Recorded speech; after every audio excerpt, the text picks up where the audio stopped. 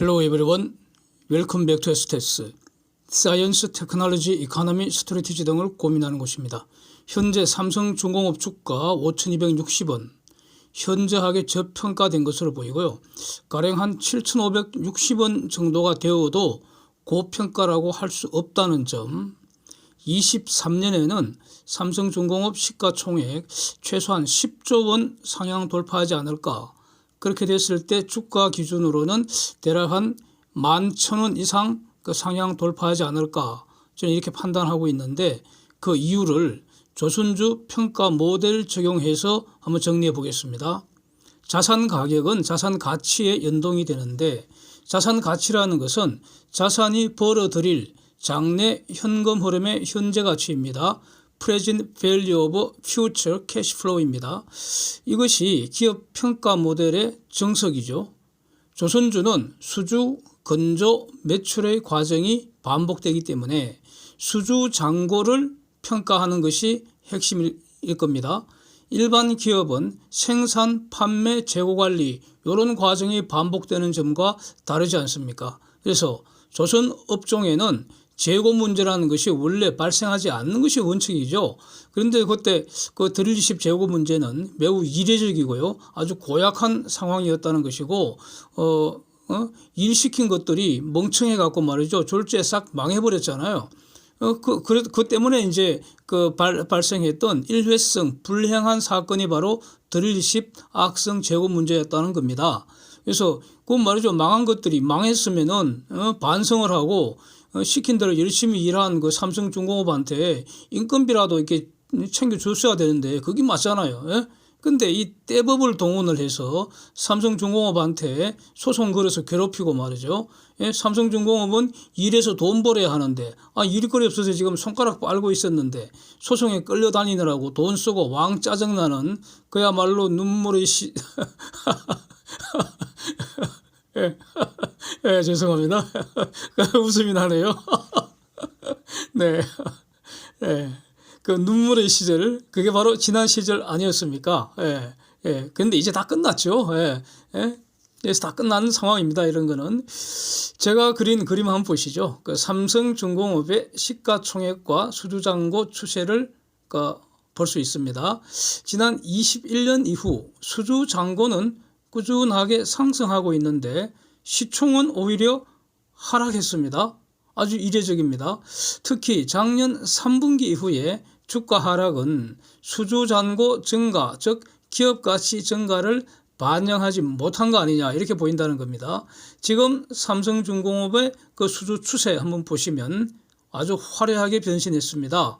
20년 3조 수주했는데 21년 4배가 넘죠. 14조 수주했고 22년에 13조 이렇게 수주했습니다. 지금 23년은 이제 1월 한 달 지났는데 일단 2조 수주로 출발했습니다. 그러니까 페트로나스의 FLNG 15억 불짜리 그 2조 원입니다. 그래서 동그란 그림을 보면은 한국의 대표적인 조선 5개사 그 총 수주 잔량 그걸 이제 그린 건데, 그 중에서 삼성중공업의 수주 잔량이 29%를 점유해서 압도적 1등입니다.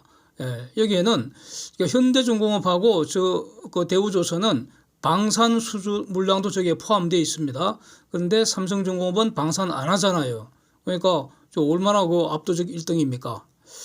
22년 말 삼성중공업의 수주 잔고는 295억 달러였고 현재는 여기에 15억 달러 더한 다음에 이제 1월에 완성해서 인도된 물량도 있겠죠. 그걸 이제 지금은 뭐 저는 알 수가 없습니다. 그래서 이런 거 다 하면은 그래도 한 300억 달러는 최소한 넘을 것으로 이렇게 짐작이 되는데, 근데 21년 시총이 한 6조 6천억 갔었거든요. 그때 수주 잔고는 253억 달러에 불과했습니다. 지금보다 훨씬 더 적었잖아요. 이런 걸 다 고려하면은 현재 주가는 7,560원 넘어가도 고평가라고 할 수 없다. 이런 의견입니다. 그래서 현재 주가 지금 지난 금요일 종가죠. 5,260원 이거는 너무나 저평가되었다. 이렇게 판단하는 것이 맞다고 봅니다. 현재 주가 5,260원이 정당하다면은 그럼 그걸 정당화 시킬 요인이 뭐겠는가? 그거는 이런 거 아니겠습니까? 앞으로 수주 상황 무지무지 나빠질 거다. 과거에 그 눈물 젖은 빵 조각 씹던 시절로 돌아갈 거다. 즉 조선업 불황 다시 올 거다. 이렇게 전망을 해야지 현재 저 주가 수준이 맞다는 겁니다. 합리화된다는 겁니다. 그런데 과연 그렇겠습니까? 그래서 23년 이후의 수주 상황을 검토를 해보겠습니다. 여기서 말이죠. 그러니까 클락son 등 이런 여러 그 기관에서 연초에 22년에 이어서 23년에도 중량 톤수 기준 글로벌 총 선박 발주량은 크게 감소할 거다. 이렇게 전망한 사실 저도 잘 알고 있습니다. 그런데 이거는 고려하지 않습니다. 이거는 그러니까 삼성중공업은 그야말로 대양을 오고 가는 큰 배, 그러니까 고부가가치 친환경 선박의 아주 그 글로벌 1등이기 때문에 물론 현대중공업이나 저기 한화조선도 마찬가지입니다. 그 총 발주량 감소하는 걸로 판단하기는 매우 한계가 있다. 저는 이렇게 봅니다. 가장 대표적인 그 단적인 그 근거가 22년만 하더라도 총 발주 총 발주 톤수 기준 글로벌 발주량은 급감해했잖아요. 그런데 수준 얼마나 많이 했습니까? 수준 많이 받는 게 중요하지 않습니까? 그래서 지금 23년 이후에 삼성중공업의 수주 상황을 체크해 보겠다 이런 뜻입니다. 카타르 LNGC 시즌2 현재 준비 중입니다. 그렇고 지금 그 모잠비크의 LNG 프로젝트도 그 치안 불안으로 중단됐다가 지금 다시 준비 중입니다. 여기에 삼성중공업이 LNGC 수주 예정이 되어 있다는 겁니다. 그 다음에 이제 전쟁 중인 러시아를 한번 보죠. 저 러시아는 미사일, 탱크, 전투기 이런 것보다도 말이죠. 쉐빙 LNGC가 더 필요할 겁니다. 쉐빙 LNGC가 있어야지 달러를 만들 수 있습니다. 그 배달해주고 달러를 벌 수가 있습니다. 지금 돈 벌 수 있는 거는 저것밖에 더 있습니까? 예? 그러니까 전투기 굴리기 위해서도 먼저 쉐빙 LNGC가 더 간절하게 필요하다 이런 겁니다. 그러니까 러시아의 핵심 전략 자산이라고도 할 수 있는 겁니다. 그런데 사실상 이 쉐빙 LNGC를 만들어줄 수 있는 곳은 지금은 삼성중공업밖에 없는 것 같습니다. 한화조선은 모조리 계약 취소해버렸죠. 현대중공업도 손 떼버렸습니다.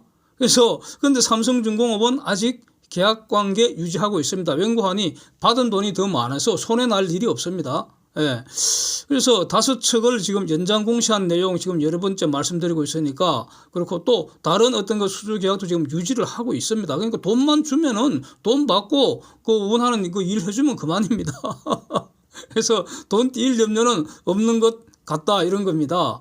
그러니까 이 노바텍 입장에서는 반드시 계약을 이행하려고 하지 않겠나. 그래서 지금까지의 막연한 러시아 리스크보다는 지금부터는 러시아 오퍼튜니티가 더 큰 거 아니냐 이렇게 보이고요. 그 다음에 글로벌 상황을 보면은 신규로 추진되는 가스 프로젝트가 아프리카, 베트남, 말레이시아, 인도네시아, 이스라엘 그 지중해, UAE, 캐나다, 미국, 남미 많습니다. 그렇다면은 FLNG와 LNGC 발주 기대할 수 있다 이런 뜻이고 또 위에서 봤던 그 각 지역에서 오일 탐사 생산도 지금 증가하려 하고 있습니다. 그러니까 FPSO하고 VLCC Very Large Crude Carrier 초대형 유조선이죠. 이런 거 아니면은 탱크 캐리어 이런 거 발주 기대하는 것이 합리적이고요.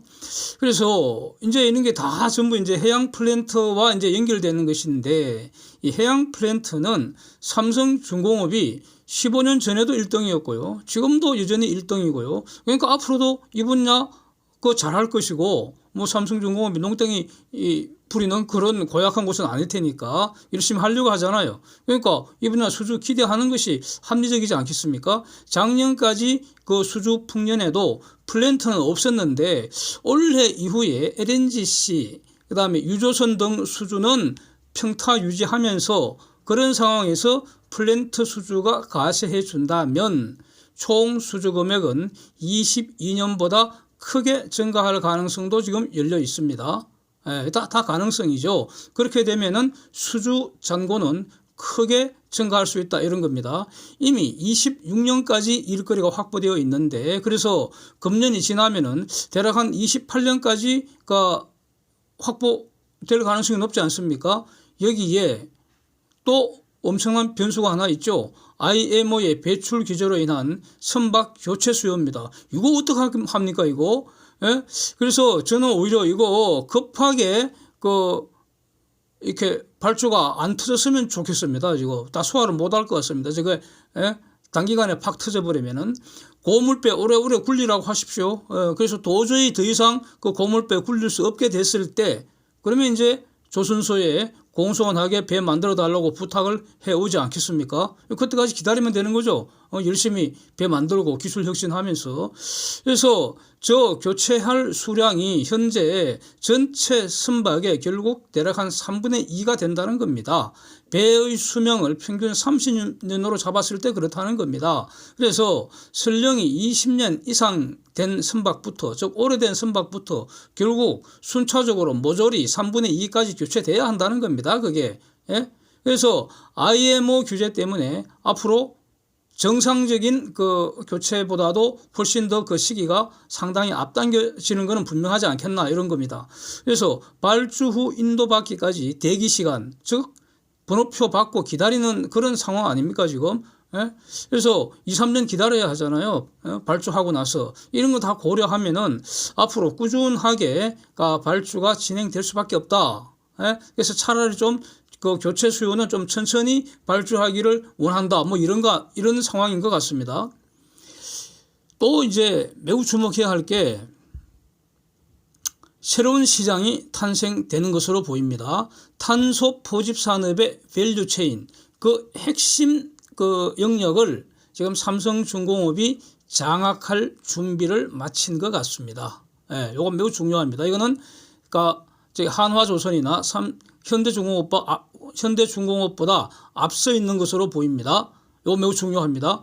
앞으로 탄소 포집 산업이 압도적 성장 산업이 될 가능성 매우 높은데 가령 산업 현장에서 탄소를 포집하는 기술 그 자체에는 삼성중공업은 경쟁력 없다고 저는 봅니다. 예? 삼성중공업이 뭐 별로 아는 것도 없을 겁니다. 저 탄소 포집하는 그 물질 개발하고 하는 그런 거는 못합니다. 기껏해야 선박에 온보드 탄소 포집기 개발 설치하는 정도. 근데 요거는 이미 잘 하고 있고요. 이 정도는. 그래서 요거는 한화조선이나 현대중공업이나 뭐 비슷비슷한 도토리 키재기 수준인 것으로 그렇게 저는 정리를 하겠습니다. 그리고 요 온보드 탄소 포집기 설치하고 하는 거 그 이전에 먼저 할 것이 LNG 추진 시스템의 효율을 높이고 효율 높여야지 연료 소모가 줄어들고 연료 소모 줄어들면은 배출되는 탄소가 줄기 때문입니다. 그래서 엔진 시스템의 효율 올리고 그다음에 보통 그 전기 출력을 위해서 보조 엔진도 두고 이렇게 엔진을 2개 두는데 아예 보조 엔진을 없애버리고 메인 엔진의 폐일을 이용하는 열전 발전 시스템 이런 걸 계속 기술 혁신해 나가는 것이 더 효과적일 거다. 그래서 그렇게 되면은 탄소 포집 없어도 IMO 규제 충족할 수 있을 가능성이 있는 것이고 그래도 부족하면은 탄소 포집기 또 갖다 붙여서 포집하면 된다 이런 겁니다. 그래서 이 정도는 뭐 그냥 보통을 할 수 있는 것인데 진짜 중요한 거 이제 말씀드려보죠.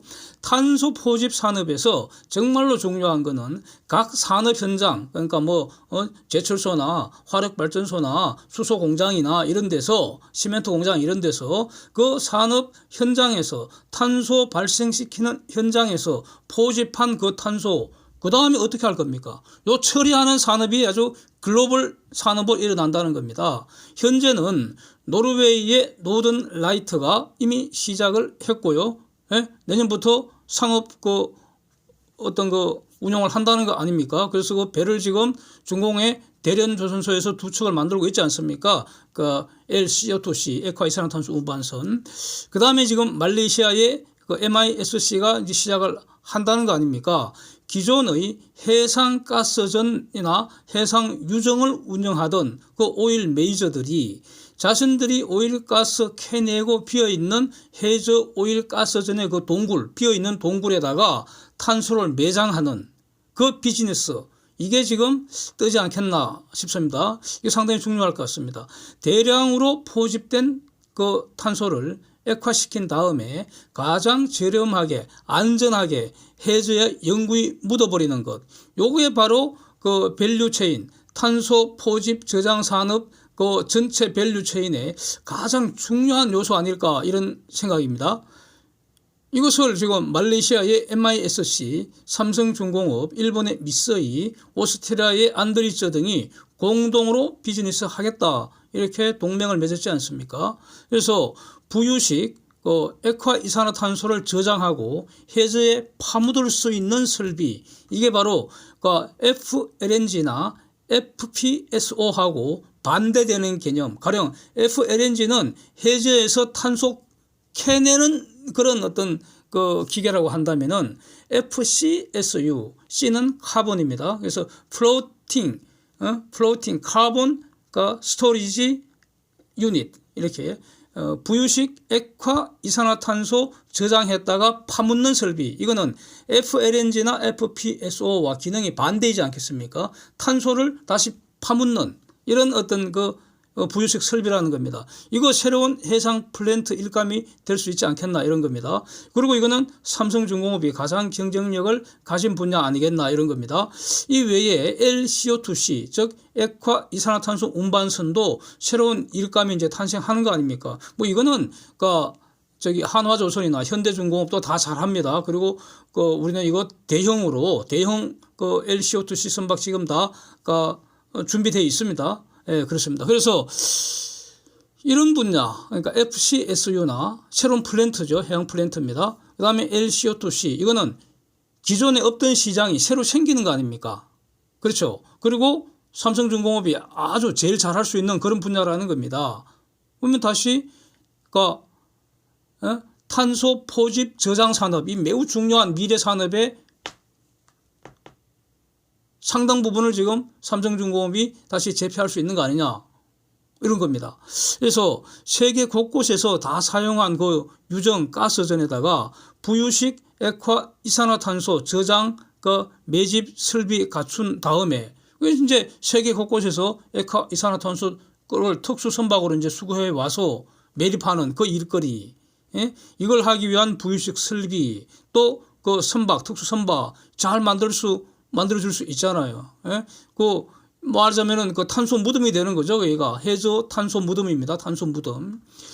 그래서 삼중이 가장 잘할 수 있는, 결국 삼중한테 공손하게 부탁할 수밖에 없는 그런 새로운 시장이 열리는 거 아니냐, 이런 겁니다. 그래서 이게 언제 1호 수주가 터질지 지금 알 수는 없지만 이거 그렇게 오래 안 걸릴 수도 있는 거 아니냐. 왜냐하면은 페트로나스 계열 회사인 MISC는 이거 곧 시작해야 하는 입장 아닙니까? 여기에는 한국전력, 일본 전력에서 포집한 이산화탄소를 바로 말레이시아 MISC가 준비하는 해저에다가 지금 파묻겠다. 이게 지금 글로벌 컨소시엄 형성돼서 지금 작업이 돌아가는 거 아니겠습니까? 그러니까 조만간 한국에서도 액화 이산화탄소 운반선 발주를 해야 되고요. 일본도 해야 되고요. 뭐 그렇습니다. 그 다음에 MISC는 FCSU를 빨리 발주해서 준비를 해야 합니다. 어디다 발주합니까? 삼성중공업한테 발주하려고 서로 동맹 맺은 거 아니겠습니까?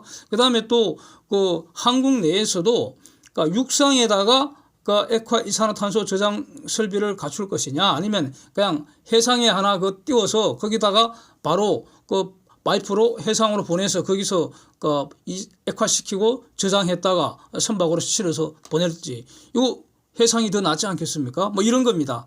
그래서 이 분야는 시장이 새로 열리는 분야라는 겁니다. 그런데 여기서 이제 기타 수소 운반선이나 메탄올 추진선이나 암모니아 추진선, 이딴 거는요 새로운 거 아닙니다. 새로운 산업이라고 할 수 없습니다.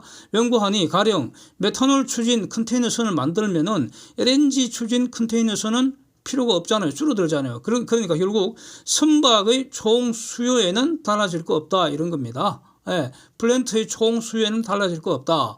그래서 그러니까 물론 뭐 삼성중공업은 그 돈 주는 고객이 원하는 대로 뭐 가스 운반선이건 수소 운반선이건 메탄올 추진선이건 암모니아 추진선이건 뭐 해달라는 대로 해주고 돈 받으면 그만입니다. 이게 다 준비가 되어 있다는 것입니다.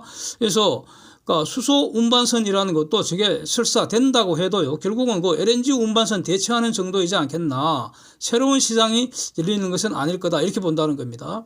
그래서 삼성중공업의 시가총액 역대 최고치는 2007년에 9조 5천억이었습니다. 9조 5천억. 당시 상장 주식 수는 2억 3천만 주였고요. 그래서 이제 주가가 대략 한 뭐 4만 천 원 이렇게 했다는 겁니다. 삼성중공업의 수주 잔고는 역대 최고치가 2008년에 한 487억 달러 정도였습니다. 역대 최저치는 수주 잔고 역대 최저치는 2018년에 184억 달러였습니다. 그래서 지난 12월 말 수주 잔고 295억 달러. 요 수주 잔고라는 것은 이제 기간 중에 신규 수주는 더해주고 완성돼서 인도된 것은 차감하는 방식으로 이제 매월 업데이트되고 있죠. 그래서 21년에 122억 달러 증가했고 22년에 94억 달러 수주 잔고가 증가했습니다.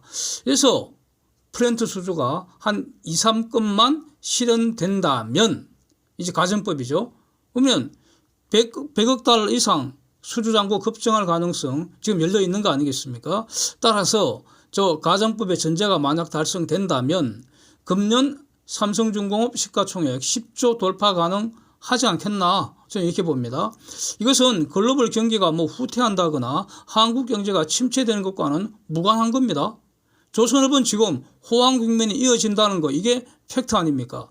그 다음에 추가로 또 가령 인플레이션도 한번 생각해 본다면은 한국의 그 인플레이션 지수가 말이죠. 2013년 물가지수 93이었는데 10년 후인 22년에 지금 107.7이 돼서 10년간 한 15.8% 올랐다는 건데 요걸 전제로 해서 사실 말이죠.